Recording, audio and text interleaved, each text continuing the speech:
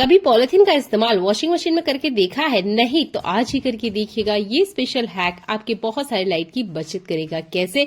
चलो स्टार्ट कर लेते हैं आज का यूजफुल वीडियो।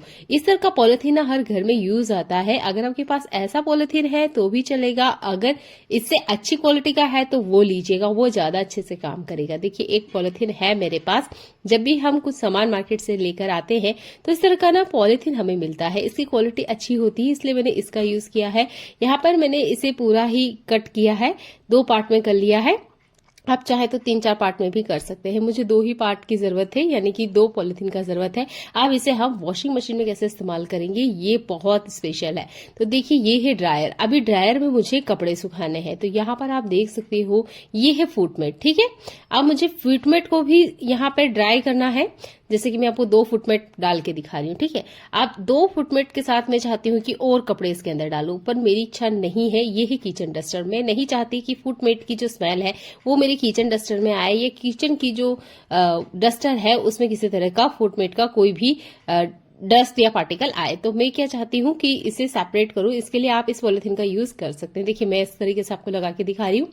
अब आपने क्या करना है, ये जो किचन डस्टर है ये डाल देना है। अब किचन के 2 डस्टर सुखाने के लिए मैं अलग से वॉशिंग मशीन तो नहीं चालू करूंगी, इससे लाइट की खपत होती है। तो आप 2 डस्टर या 3-4 जो भी है वो इसके अंदर डाल सकते हैं। अब मेरे पास ये एक बच्चे का टॉवेल है, अब मुझे इसे भी ड्राई करना है।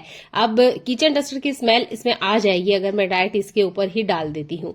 कॉमन सी बात है कि ये चीज होगी ही होगी, पर अगर 2 ही कपड़े हैं, कम कपड़े को आपको ड्राई करना है, अलग अलग तरह के कपड़े हैं, तो आप क्या कीजिए, ये वाला जो पॉलिथीन है इसका यूज कर सकते हैं। तो देखिए फिर से मैंने यहाँ पर एक लेयर और लगा दी है। ये देखिए कुछ इस तरीके से लगाना है। अब ये जो बच्चे का टॉवेल है ये भी मैंने डाल दिया है। मैंने 3 तरह के कपड़े इसमें डाल के आपको दिखाया है। अब आपने क्या करना है, वॉशिंग मशीन को बंद कर देना है, जैसे मैंने बंद किया है। अब आपने ड्रायर को चालू कर देना है। तो आपने ड्रायर को अगर ध्यान से देखा होगा तो इसमें काफी सारे होल होते हैं, छेद होते हैं। इससे कोई दिक्कत नहीं है कि आपका कपड़ा ड्राई नहीं होगा पॉलिथीन की वजह से, ऐसा कुछ नहीं होता है। आपका जो कपड़ा है बहुत अच्छे से ड्राई हो जाएगा और जो कपड़ों की स्मेल है वो एक दूसरे के अंदर नहीं जाएगी। किचन डस्टर को आप कितना ही क्लीन क्यों ना कर ले, वो टॉवेल इतना तो क्लीन नहीं होगा। और अगर आप फुटमेट को क्लीन कर रहे हैं तो वो भी इतना क्लीन नहीं होगा कि वो टॉवेल इतना क्लीन हो जाए। ठीक है, अगर पूरी तरह से बैक्टीरिया हट भी गए होंगे तो बैड स्मेल रहती ही है। तो इस तरह के कपड़ों को एक साथ आपको ड्राई करना है तो आप इस पॉलिथीन का यूज कर सकते हैं। मैंने बहुत बार करके देखा है, उसके बाद ही ये हैक मैंने आपको करके बताया है। तो 3 तरह के कपड़े मैंने एक साथ आपको ड्राई करके दिखाए हैं। उम्मीद करती हूँ ये वाला हैक आपको बहुत ज्यादा पसंद आएगा। आप चाहें तो इस पॉलिथीन को क्लीन करके फोल्ड करके वॉशिंग मशीन के अंदर रख सकते हो। जब भी आपने कपड़े ड्राई करना है इस हैक को आप अप्लाई करके देखिएगा, बहुत अच्छे से आपके कपड़े ड्राई हो जाएंगे और एक साथ आप 3 से 4 तरह के कपड़ों को ड्राई कर सकते हैं। मैंने इसे करके देखा है, मेरे लिए ये टिप बहुत ज्यादा यूजफुल है, क्योंकि रेनी सीजन में ना ये कपड़े सूखते ही नहीं है, टॉवेल भी नहीं सूखता है, किचन डस्टर में भी बहुत ज्यादा दिक्कत होती है सुखाने में, क्योंकि डेली ही ये इस्तेमाल होते हैं और इसी तरीके से हमारे फुटमेट भी गीले ही रहते हैं। तो इन्हें सुखाने के लिए आप इन पॉलिथीन का बराबर यूज कर सकते हैं। देख लेते हैं अगला यूजफुल हैक। ये जो आलू होता है ना, आपने देखा होगा अगर हम इसे ऐसे ही फ्रिज में रख दे तो ये काला हो जाता है। आप क्या कीजिए, इसमें 1-2 बूंद नींबू के डाल दीजिए। इससे क्या होगा, जो आपका आलू है काला नहीं होगा। आप इसमें थोड़ी देर पानी डाल दीजिए। अगर आपके पास यहाँ पर नींबू नहीं है तो आप नमक का भी यूज कर सकते हैं। इससे जो इसका मीठापन है वो भी निकल जाता है और ये काला नहीं होगा। ठीक है, आप इसे छोड़ दीजिए। अगर 2 टाइम बाद भी आप इसे बनाओगे तो ये बिल्कुल काले नहीं होंगे। अगला यूजफुल हैक मेरा खीरा से जुड़ा हुआ है। देखिए खीरा छील लेने के बाद अक्सर हम इसकी जो कचरा है इसका यूज ही नहीं करते हैं, समझ भी नहीं आता है क्या इस्तेमाल करें, तो डस्टबिन में फेंक देते हैं। देखिए कितनी भी सावधानी क्यों ना रखें, अगर किचन में थोड़ा सा भी फूड पार्टिकल रह गया है या थोड़ा सा भी खाना इधर उधर छूट गया तो आप देखोगे चींटी की ना लाइन लग जाती है। अब इन चींटियों को भगाने के लिए मैं एक छोटा सा ही आपको हैक बता रही हूँ। तो ये देखिए थोड़ा सा फूड पार्टिकल है और इसके ऊपर भी ना आप देखोगे ढेरों चींटियों की लाइन लग जाती है। तो चींटियों को भगाने के लिए रामबाण नुस्खा है। आप क्या कीजिएगा कि जब भी आप खीरा छिलते हो तो खीरे के ये जो छिलके होते हैं इसमें काफी सारा लिक्विड होता है।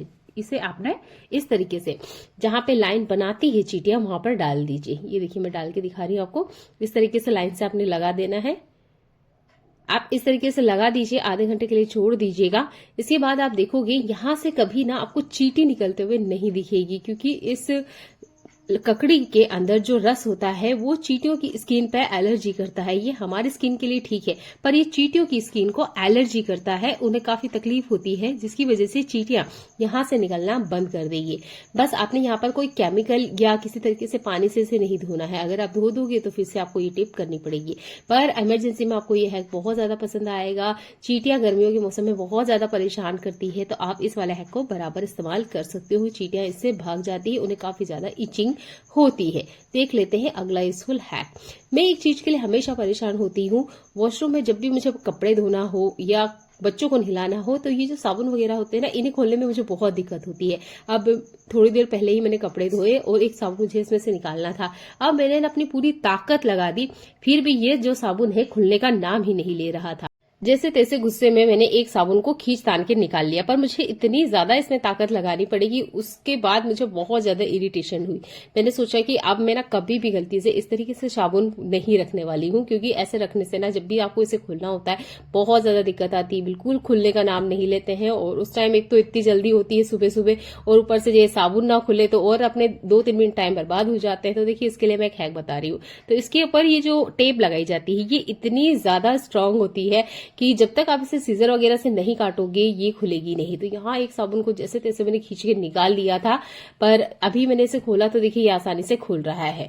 तो देखिए, आपको भी ये दिक्कत ना हो इसके लिए ना आप ये छोटा सा हैक अप्लाई कर सकते हैं कि जब भी आप इस तरह के साबुन लेकर आते हैं, वॉशरूम में रखने से पहले आपने कैंची का इस्तेमाल करना है। आपने क्या करना है, कैंची लेना है और इसको कुछ इस तरीके से काटना है जैसे मैं आपको दिखा रही हूँ। तो पहले मैं आपको कपड़े धोने वाले साबुन कट करके दिखाऊंगी, क्योंकि ये जो साबुन है ना, मेरे यहाँ तो 20 दिन में खत्म हो जाते हैं, मतलब महीने भर में ये खत्म होना ही होना है, जैसे तैसे भी, क्योंकि कपड़े रोज धुलते हैं। तो देखिए, इसको मैं कट करने का तरीका बता रही हूँ। आपने क्या करना है, सीजर लेना है और बीच में से आपने इसको इस तरीके से काट देना है। ये देखिए, इस तरीके से काटने के बाद ही आप इसे रखिए, ठीक है, जैसे मैं आपको दिखा रही हूँ। बिल्कुल आप इस तरीके से काट दीजिएगा। चाहे तो आप साइड में यहाँ पर एक कट भी लगा सकते हैं। ये देखिए, एक कट मैंने यहाँ लगाया, फिर से मैं दूसरे साबुन पे भी एक कट लगा रही हूँ और ये तीसरे साबुन पे भी। इससे क्या होगा कि आपका 1 सेकंड भी बर्बाद नहीं होगा और जो ये साबुन है बहुत आसानी से बाहर निकल के आ जाएंगे। आपको ज्यादा मेहनत नहीं करनी पड़ेगी, क्योंकि आज मैंने इस चीज को करके देखा और मुझे काफी ज्यादा दिक्कत हुई कि सच्ची में ये बिल्कुल नहीं खुलते हैं। सेम इसी तरीके से जो नहाने वाले साबुन होते हैं, इसके लिए भी आपने करना है। आपने क्या करना है, सीजर लेना है और कुछ इस तरीके से काटना है जैसे मैं आपको दिखा रही हूँ। इससे क्या होगा कि जो टेप का एंड पॉइंट है वो मिल जाता है। जब टेप का एंड पॉइंट आपको मिल जाएगा तो निकालने भी आसानी होगी। ये देखिए, कुछ इस तरीके से मैं यहाँ से कट कर रही हूँ। नहाने वाले साबुन को ना आपने कट नहीं करना। नींबू को काटने का आज मैं आपको नया तरीका बताने वाली हूँ। देखिए, नींबू को ज्यादातर हम जैसे कट करते हैं वो तरीका पहले मैं आपको बता देती। तो हम क्या करते हैं, बीच में से इसको कट कर लेते हैं। आज आपने इसे बीच में से नहीं कट करना है, साइड से थोड़ा इस तरीके से कट कीजिएगा जैसे मैं आपको दिखा रही हूँ। और सेम यहाँ से भी आपने कुछ इस तरीके से इसे कट करना है। ये देखिए, ज्यादातर हम लोगों को ना थोड़े से ही नींबू की जरूरत होती है, फिर भी हम क्या करते हैं, आधा नींबू कट कर लेते हैं और वो जो बचा हुआ आधा नींबू रहता है उसे हम फ्रिज में रख देते हैं या बाहर रख देते हैं। बचा हुआ आधा नींबू का टुकड़ा कभी इस्तेमाल में आता ही नहीं है, वो पड़े पड़े ही खराब हो जाता है। तो आपने क्या करना है, नींबू को जैसे मैंने आपको बताया है ऐसे कट करना है। एक टूथपिक लेना है आपने और ये देखिए, इसके अंदर कुछ इस तरीके से इंसर्ट कर दीजिएगा। अब इसे आप फ्रिज में रख के अगर भूल भी गए हो, हफ्ते भर बाद भी आप देखोगे तो ये जो नींबू है ये आपका सूखेगा नहीं, ठीक है। टूथपिक भी आपके पास होती ही होगी। तो नींबू को काटने का ये एक नया तरीका देखिएगा। इसे बीच में से काटने की गलती ना करें।